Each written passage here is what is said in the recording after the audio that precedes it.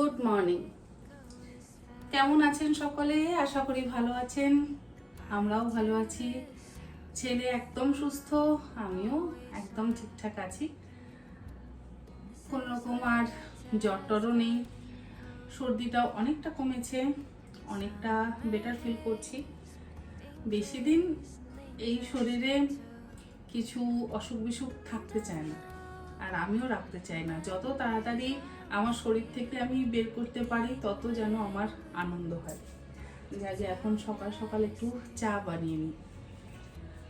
সেদিন যে prime India থেকে গ্রিন টিটা এনেছি, আজকে সেই গ্রিন টিটাই বানাবো। অনেক দিন হয়ে গেল গ্রিন টি খাওয়া হয় না, আসলে ফুরিয়ে গেছিল বলে আর খাওয়া হচ্ছে না। তো সেদিন নিয়ে এলাম, আজকে গ্রিন টি বানাচ্ছি।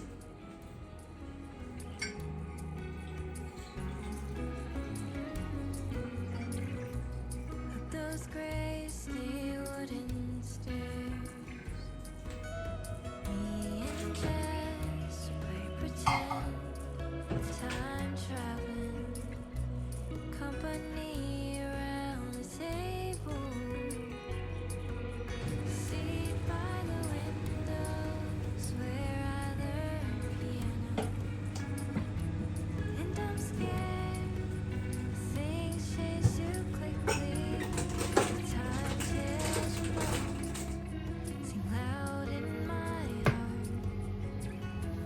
And I know I'm not alone. You're always home. You're always home to me.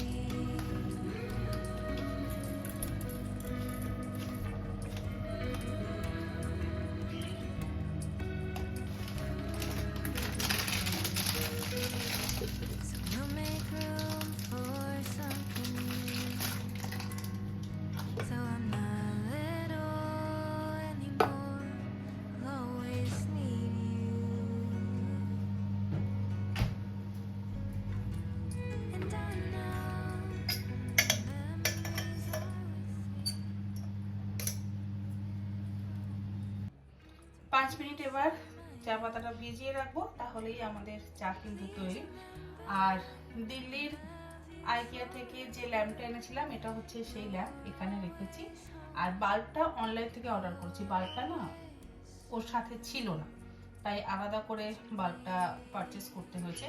আর এই যে এই বেলটা দরজায় স্থান পায়নি, আমার কিচেনে স্থান পেয়েছে, কারণ আমাদের যে বাইরের দরজাটা সেটা পুরোটাই কাঠের। তো সেখানে যেহেতু লোহার কিছু নেই, তাই এটা রাখা যায়নি। এটাকে আমি এখানেই রেখেছি, দেখি পরে কোথাও লাগাবো। আর এই বোর্ডটা আমি নিউ মার্কেট থেকে এনেছিলাম অনেক দিন আগে, তো এটাকে এখানে রেখেছি। এইভাবে এই জায়গাটাকে একটু অর্গানাইজ করেছি। একটু গুছিয়ে গাছিয়ে রাখলে অবশ্যই দেখতে তো ভালো লাগেই। আর জায়গাটা কেমন লাগছে অবশ্যই বলবেন।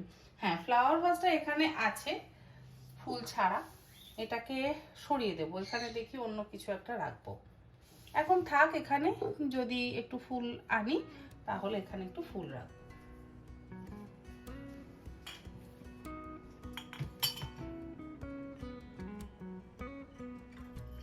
Didn't think it'd go this fast.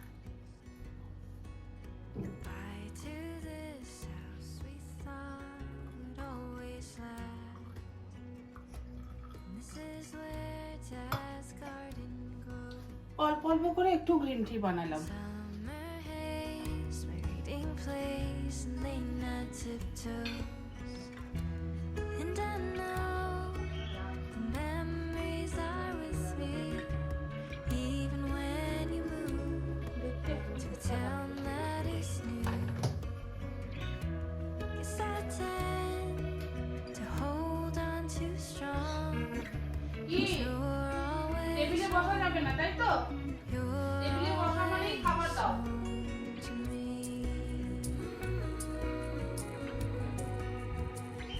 টেবিলে টেবিলে বসা মানে টোস্ট বিস্কুট খাচ্ছো বা ভাত খাচ্ছো, তোমরা আমাকেও দাও। Up those gray steel wooden stairs.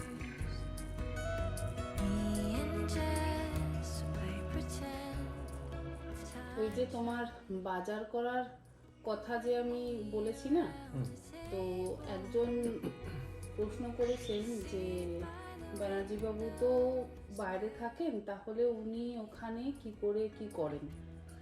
শিক্ষা ব্যানার্জি, হ্যাঁ, কি প্রশ্নটা কি করেছেন? আচ্ছা, উনি তো বাইরে থাকেন ব্যানার্জি বাবু, তাহলে উনি কি করে কি করেন? মানে আমি যেটা বুঝতে পারছি কি করে কি করেন, মানে অফিসে যেতেই হয়, গাড়ি চালিয়ে অফিস যাই, তারপরে দুপুরের লাঞ্চ ওখানেই একটা রেস্টুরেন্ট আছে, খুব ঘরোয়া খাবার তৈরি করে। অনেক বছর তো ওখানেই খাচ্ছি, তো ওখানেই খাওয়া দাওয়া করে নিই।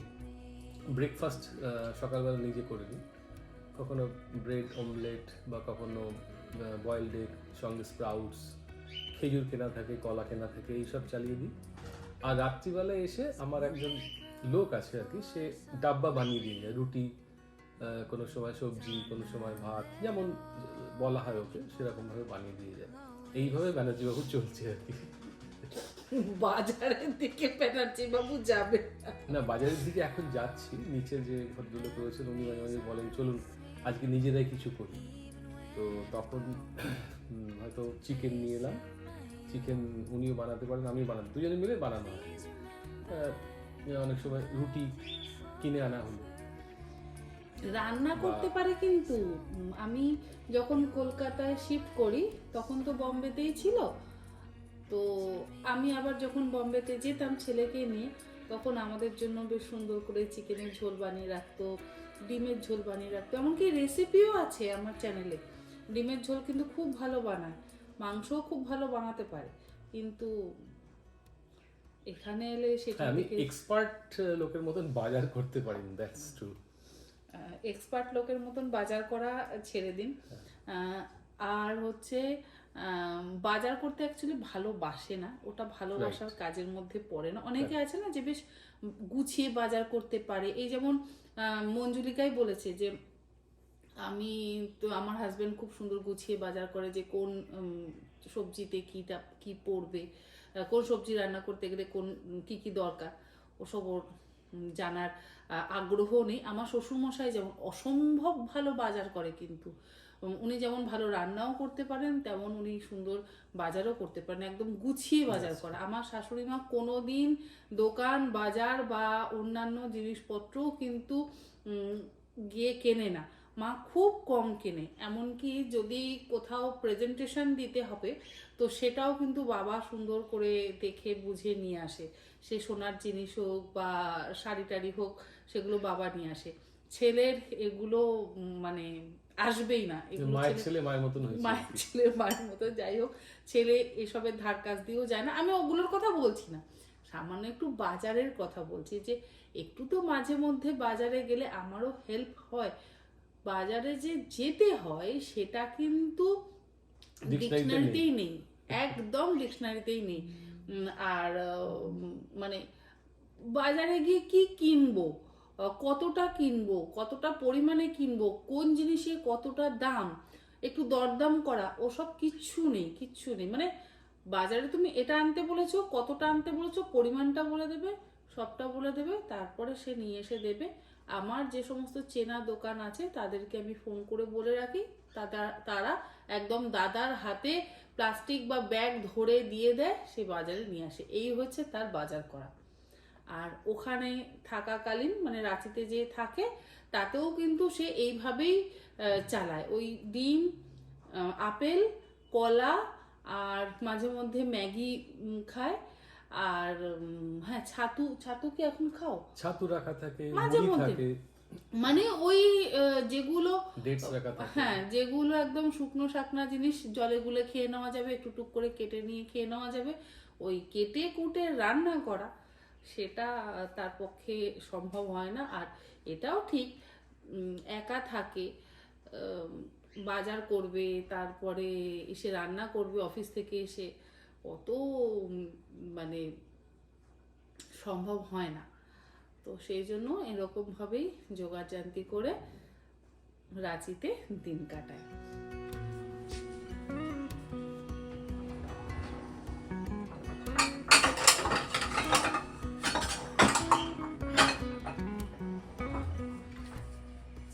আজকে দুপুরে একটু চিকেন পোলাও বানাবো। ব্যাস, যেই কথা বলতে শুরু করলাম আর একজন ওদিক থেকে জানিয়ে দিচ্ছে যে আমিও কিন্তু আছি। যাকে চিকেন পোলাও বানাবো, মাংসের টুকরোগুলোকে ছোট করে কেটে নেব। খুব বেশি বড় টুকরো করে কাটলে সেদ্ধ হতে সমস্যা হয়, তাই জন্য ছোট টুকরো করে কাটবো। অল্প একটু ভাত আছে করা, তো সেই ভাতটা দিয়েই বেশি পরিমাণে চিকেন দিয়ে করে নেব।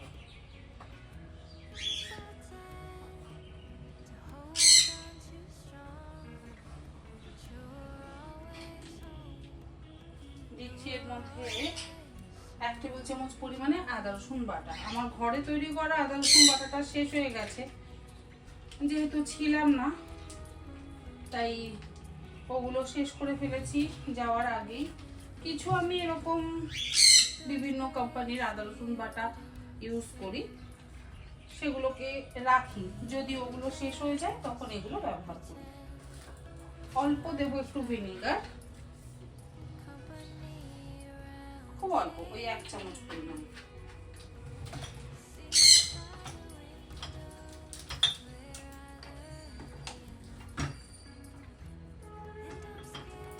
দেবো একটু লাইট সয়া সস,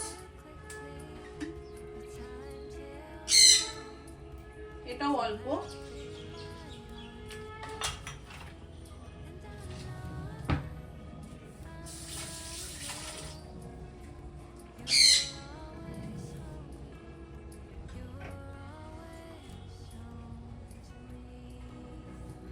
লবণ স্বাদ অনুসারে।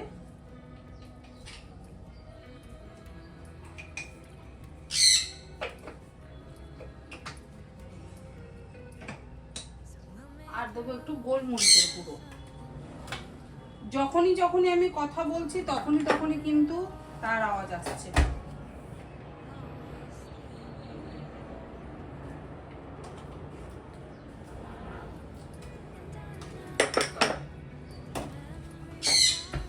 ব্যাস, এবার এটাকে ভালো করে মেখে নেব। ভিনেগারের বদলে অবশ্যই পাতিলেবুর রসও দেওয়া যায়।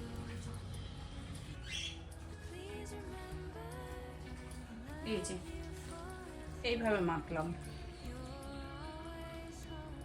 আর পিসগুলো এরকম ছোট করেছি।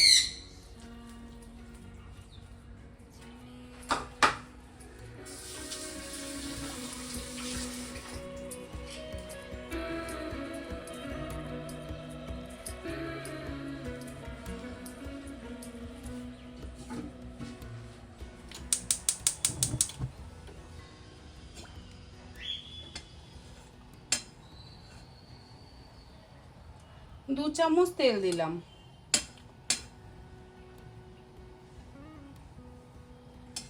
চেষ্টা করি সব সময় আমি তেল অল্প ব্যবহার করতে। এই দেখুন কত অল্প তেল। যদি কেউ বাড়িতে বানান, আপনাদের যদি আরেকটু তেল দিতে ইচ্ছে হয় আপনারা অবশ্যই দিতে পারেন। আমি সব সময় চেষ্টা করি কম তেল ব্যবহার করে রোজকার খাবার দাবার খেতে। যেটুকু তেল দিয়েছি সেইটুকু তেল কিন্তু গরম হয়ে গেছে, আর তেল গরম হয়ে গেলেই দেখুন কতটা তেল হয়ে যায়।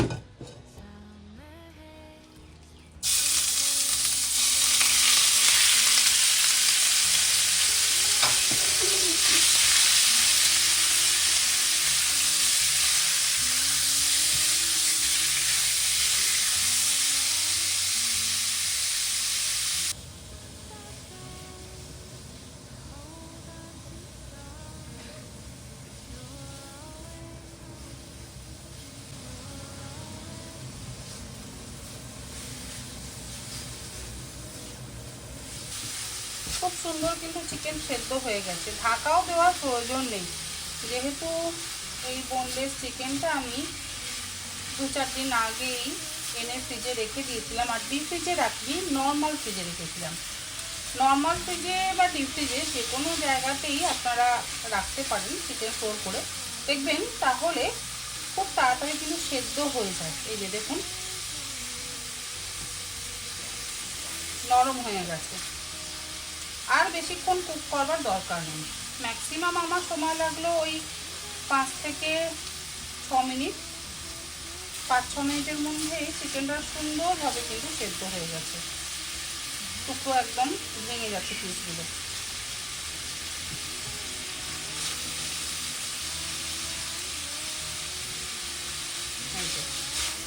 প্রত্যেকটা পিস কিন্তু সেদ্ধ হয়ে গেছে। এরকম করে কুক করে কিন্তু আপনারা নর্মাল ফ্রিজেও রেখে দিতে পারেন। যদি কোনো সময় এগ রোল বানাতে চান বা যদি কোনো সময় চিকেন রোল বানাতে চান তাহলে বানাতে পারেন।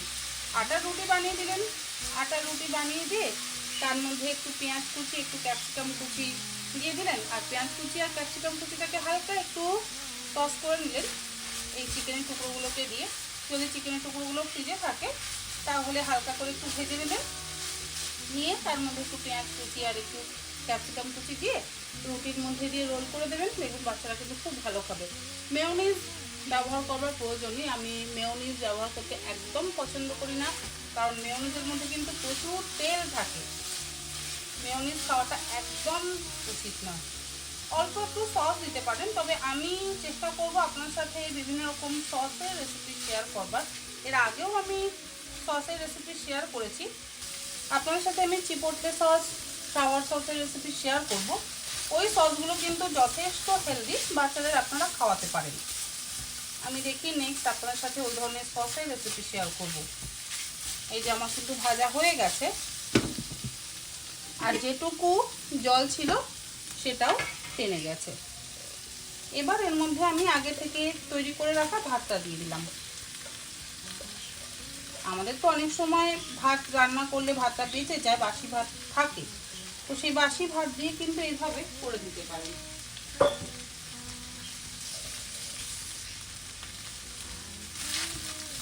এবার ভাতটা দিয়ে ভালো করে ভাজা ভাজা করে দেবো। আবার অনেক সময় কি হয়, মাংসের ঝোল যদি বেঁচে যায়, এই যেমন আমার কাছে বেশ কিছুটা চিকেনের ঝোলই রয়েছে, একদম যেটা পাতলা আমরা মাংসের ঝোল করি না আলু দিয়ে, সেই চিকেনের ঝোল আছে। সেই চিকেনের ঝোলও কিন্তু এই ভাতের মধ্যে মিশিয়ে দিলে খেতে খুব ভালো লাগে। আজকে আমার কাছে ক্যাপসিকাম নেই, আপনারা চাইলে এর মধ্যে ক্যাপসিকাম দিতে পারেন। পেঁয়াজ একটা ভাবছি দিয়ে দেব, না দিলেও হয়। ওই ভাত ভাজা টাইপের, তার মধ্যে একটু চিকেন রয়েছে। এই যে এর মধ্যে দিলাম একটা মিডিয়াম সাইজের পেঁয়াজ,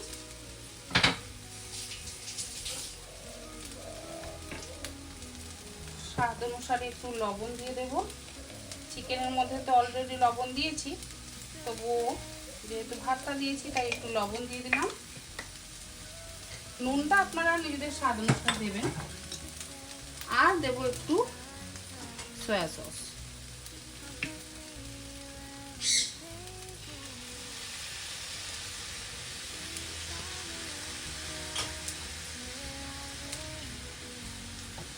ব্যাস, এবারে গ্যাসের ফ্লেমটাকে হাইতে দিয়ে ভালো করে আবার একটু নেড়ে চেড়ে দিলাম।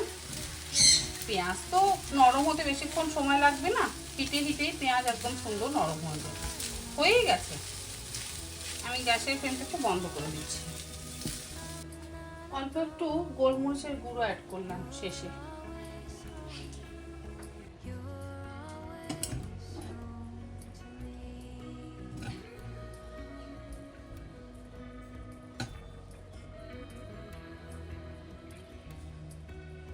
ঝটপট যদি কোনো খাবার খেতে চান তাহলে আপনারা এইভাবে অবশ্যই বানাতে পারেন। এগুলো হচ্ছে আমার শর্টকাট রান্না। যদিও এই শর্টকাট রান্নাগুলো আমার চ্যানেলে নেই, এগুলো যদি হাতে সময় কম থাকে তখন আমি এই শর্টকাট পদ্ধতিগুলো অবলম্বন করি।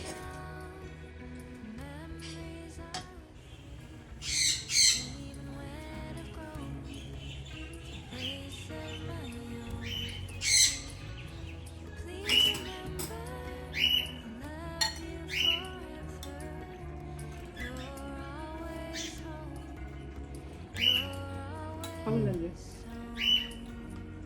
ভালো আছে?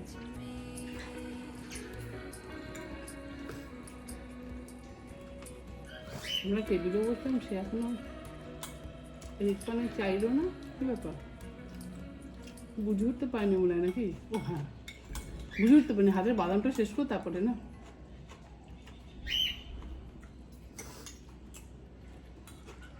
কিন্তু আবার ক্যালকল খা, তো কিন্তু আবার শরীর খারাপ হলো। আর এসি চালানোটা বন্ধ কর। কোথায় এসে গেছি? কালকে রাত্রে এসি চালাসনি, পরশু রাত্রে তো চালিয়েছিলি। দুপুরের এই খাওয়া দাওয়া সেরে তারপরে এখনো অনেক কাজ বাকি আছে, তাই আজকের এই ব্লগটা এখানেই শেষ করছি। আর হ্যাঁ, আজকের এই চিকেন ভাতের রেসিপিটা আপনাদের কেমন লাগলো অবশ্যই জানাবেন। আপনাদের যদি রেসিপিটা ভালো লেগে থাকে আপনারাও কিন্তু বাড়িতে এরকমভাবে চিকেন ভাত বানিয়ে অবশ্যই খেতে পারেন। আজকে তাহলে আসি, ভালো থাকবেন সবাই, গুড নাইট। চিকেন কীভাবে বানাতে ভাত দিয়ে আমাকে একটু বলে দিই, আমি ওখানে বানাই ইজি হয়েছে।